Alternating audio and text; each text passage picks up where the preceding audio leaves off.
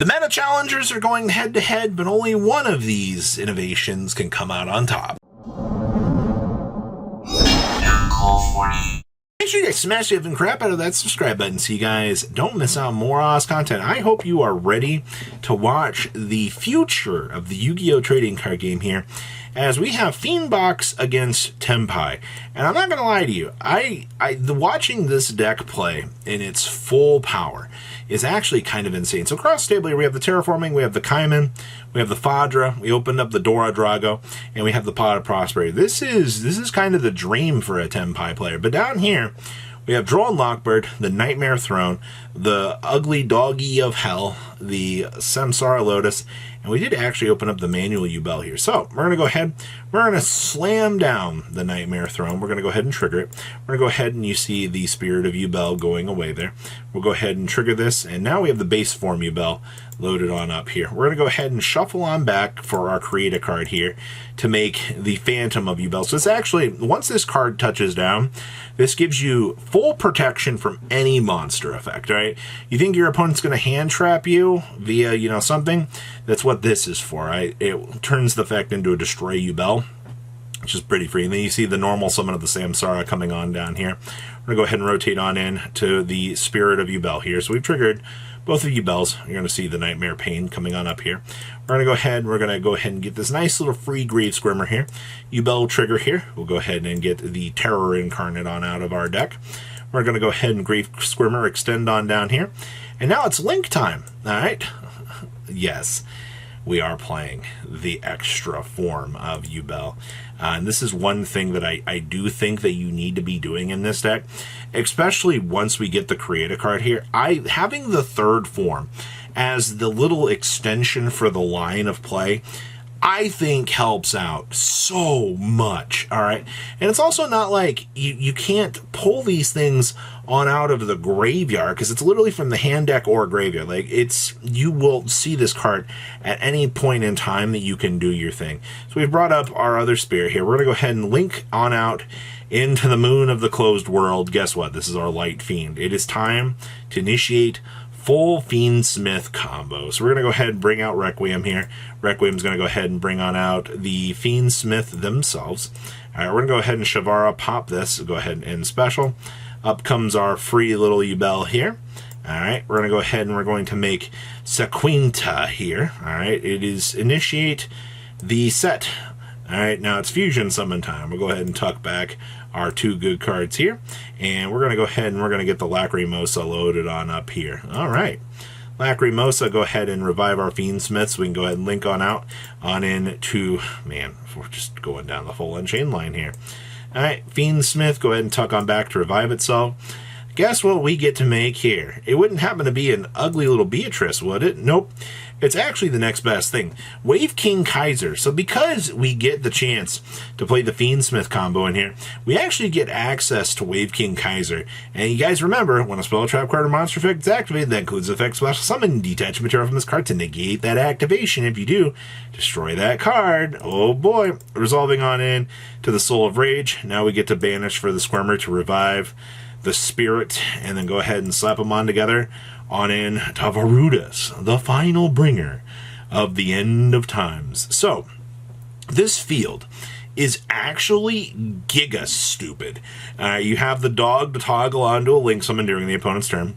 You have everything Wave King Kaiser is going to shove at your opponent. You have the Phantom of Yubel to rewrite any monster effect. And then you have Varudus for essentially a negate into a pop. And you have the Escape of the Unchained. Fiend Toolbox is actually incredibly stupid. Oh, and we have the Nightmare Pain and the Droll. Like, okay, sure. So we're going to attempt to try to break this board. You're going to see the slamming down of the Terraforming here. We're going to go ahead and grab Singing, summoning off of that. And then we're going to get Drolled. Okay. Well, we're going to have to go ahead and Kaiman Chain here, and then they're going to go ahead and get Wave King Kaiser negated. Well, it was an effort. Unfortunately, you can't play through that board with Tempi, and that's what I was saying. This is why this deck is going to be incredibly scary as it goes through its line of play, because it's not so much the fact that, hand trapping, Yubel technically is a good idea. But the thing is, the fact that they have the Phantom of Yubel for that, sub protection level invalidates everything hand trap related to the deck. And, in the current state Yubel's in, we're just like, oh, just go ahead and Ash, throw a Veiler at the Samsara Lotus. Their whole gimmick now is to turbo to get to that protection so they can do the thing. It's still, maybe 2 hand traps can still hurt the deck. I mean, it depends how good did you open. I'm surprised to see that this deck isn't a much stronger threat in the OCG. So, oh wow, look at us. We've opened Anti-Spell, Called by the Grave. We have the Dark Beckoning Beast, the Fiend Smith, and the Samsara Lotus. Okay, and it would appear that our Tempi player is going first here. Okay, so let's see what we can actually do. They're going to go ahead and they're going to beam on out the Sengen Summoning here. All right, Summoning, go ahead and trigger. We're going to go ahead and grab the Tempi of the Genroku. Now, for those of you that don't know, this is our next line of support we're getting. So if this is added to the hand, except by drawing it, we can special summon it as a tuner, then we can increase its level by 1. And then we can tribute this card, and this is a quick effect, by the way. Special summon a Tempi Dragon Monster from our deck. And then we get locked into Dragon Monsters for the rest of this turn, which is actually kind of fun. So we do go ahead and pitch this off. Now we have to go ahead and resolve Genroku here, special summon itself. We're actually going to go ahead and make the Fadra here. So now, actually, the fact that we have this line of play here, we can go ahead and extend on up into this. And now we can go ahead and make a Heavenly Spheres, and we can go ahead and deploy a Chandra on the end of this to go ahead and actually make a Bident here. And now the Bident can actually go ahead and resolve and go ahead and get our body back on the field. And now we can actually pass on the Transcendent Dragion. Another thing that we really care about this here is all monsters your opponent controls must attack if able. Like, that's the big thing. And then this little guy can go ahead and poke his head back on out of the graveyard during the, the insane amount of battles that your opponent might be doing here. So we're going to go ahead and set. We're going to pass on the Kaiman, the Called by the Grave, and the Summoning. All right, that's pretty good. So we drew the opening of the Spirit Gates. You've got to be kidding me. All right, we're going to go ahead Fiend Smith here to get Called by. That's fine, actually. We're going to go ahead and slam down the opening of the Spirit Gates. We're going to go ahead and grab a nice little Dark Beckoning Beast here. Dark Beckoning away. We're going to go ahead and grab the Chaos Summoning Beast. Okay. They're going to go ahead and Spheres and attempt to do the thing.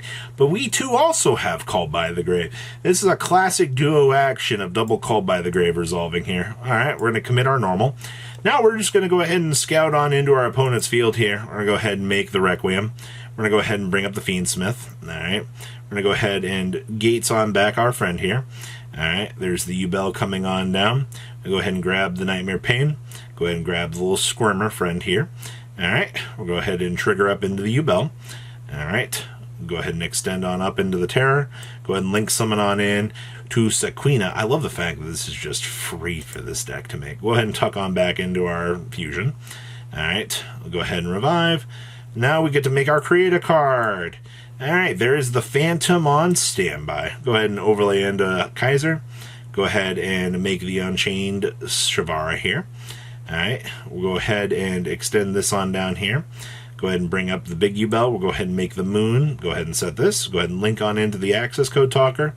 Access Code Talker, pop that. Access Code Talker, go ahead and pop this. And then we're going to go ahead and swing on in here. Now, I do want to point out here that because we are ending the game on 2 attacks here, by the way. Keep in mind, this is 53 and this is 28. We play around this guy and this guy getting the chance to come back on out of the graveyard here. You would think that Tempi had a decent chance had the opponent made larger attacks, but instead we're just cruise controlling on into the Access Code Talker with the standard pop. Just kidding, we're not ending the game.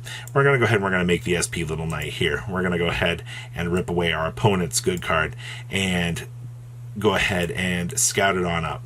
Just kidding. The game is over.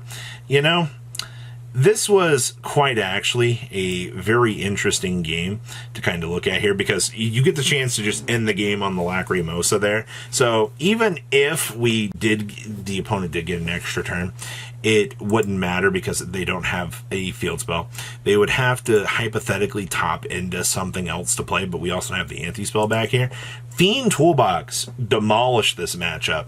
so easily. It's kind of crazy to actually see. So, hope you guys enjoyed this. Leave a comment down below, tell me what you guys think, and I'll see your beautiful faces back here later today, guys. Peace. Patrons, thank you.